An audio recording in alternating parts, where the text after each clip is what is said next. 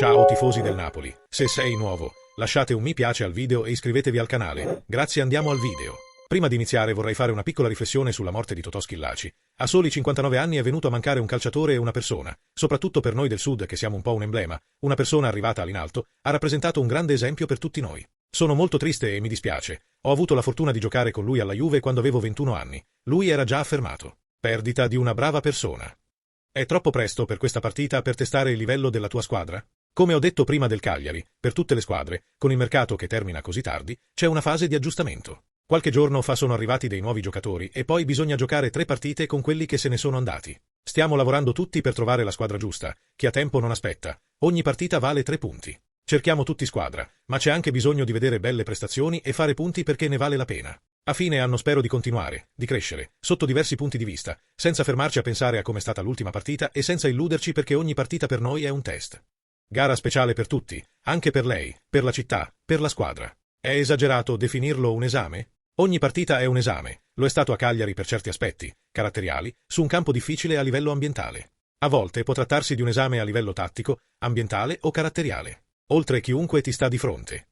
Il Napoli si sta ricostruendo, la Juve è rimontata dal terzo posto e ha speso 200 milioni. Speriamo possa essere una sfida che conti qualcosa, sia per loro che per noi, è presto per dirlo. Partiamo da 2 livelli diversi. Rispetto allo scorso anno ci sono 18 punti da recuperare, ma sicuramente entrambe avranno voglia di rivincita. Non credo che una squadra come la Juve possa accontentarsi di finire terza e ad una distanza siderale dall'Inter. Possiamo non pensare di finire a 20 punti dal Milan e ai 40 dall'Inter. Ma speriamo che quando torneremo a casa potremo parlare con maggiore certezza.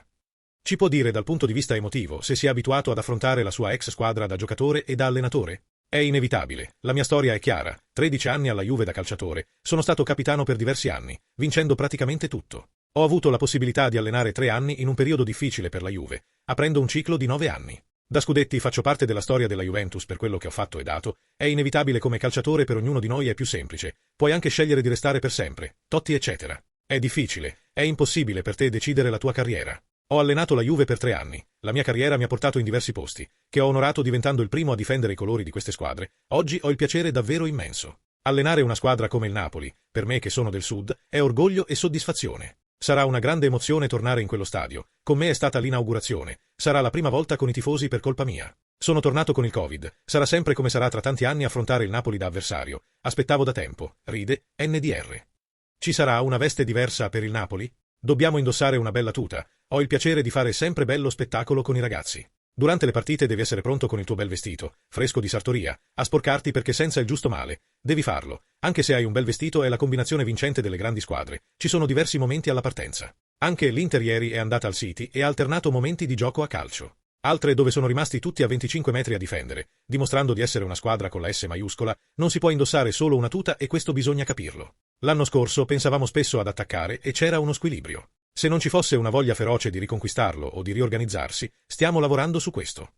Quanto ha influito l'aspetto fisico? Con 5 giocatori sopra 1,90, il Napoli ha cambiato dimensione rispetto allo scorso anno. Qualcosa è cambiato rispetto all'anno scorso. Sono uscite 12 a 14 giocatori, sono entrate 7. È cambiata la scelta di alcune caratteristiche. Non consideriamo la qualità perché deve esserci. Dobbiamo essere una squadra forte, veloce e resiliente. Stiamo lavorando su questo. Ci sono stati dei cambiamenti. Ci sono nuovi elementi che stiamo inserendo in quella base di 10 a 12 giocatori, che abbiamo scelto con il club per confermare. Molti sottolineano il vantaggio di non aver giocato il mondiale. E dov'è la Juve? Ciaju Motta ha un'eredità pesante, un allenatore che ha scritto diverse pagine di storia come Allegri. Non è una cosa banale allenarsi lì, c'è voglia di vincere, come al Milan o all'Inter. Agli europei, mi fa anche sorridere, ma mi mette anche un po' tristezza perché sto invecchiando, ride, NDR. È un ragazzo serio, bravo, ha fatto molto bene a Bologna e quindi gli auguro il migliore dal punto di vista umano, non nelle partite contro di noi. Nelle coppe sapete che dico sempre la verità, c'è un vantaggio e uno svantaggio. Per me, come primo anno, mi dà la possibilità di lavorare. Di più altrimenti con 3 partite il lavoro si riduce. Quando arrivi in un nuovo club hai bisogno di tempo per lavorare sulle tue idee e dopo tanti giocatori arrivano ultimi. Non nego che c'è l'aspetto positivo di lavorare. Lo svantaggio è che senza coppe si forma una rosa non competitiva come quelle dell'Europeo. Invece di 25 a 26 elementi hai 17 a 18. Dov'è l'inserimento di Emeci Tominay, Gilmour e Neres? Più passa il tempo e più entrano nella nostra idea. Abbiamo lavorato con David durante la pausa, 10 giorni con Billy e Scott, è stato positivo. Hanno capito l'idea del calcio che vogliamo giocare. Al tipo di lavoro dal punto di vista fisico, metabolico, di forza, cosa chiede l'allenatore. Sono contento perché sono ricettivi e possono darci un buon contributo.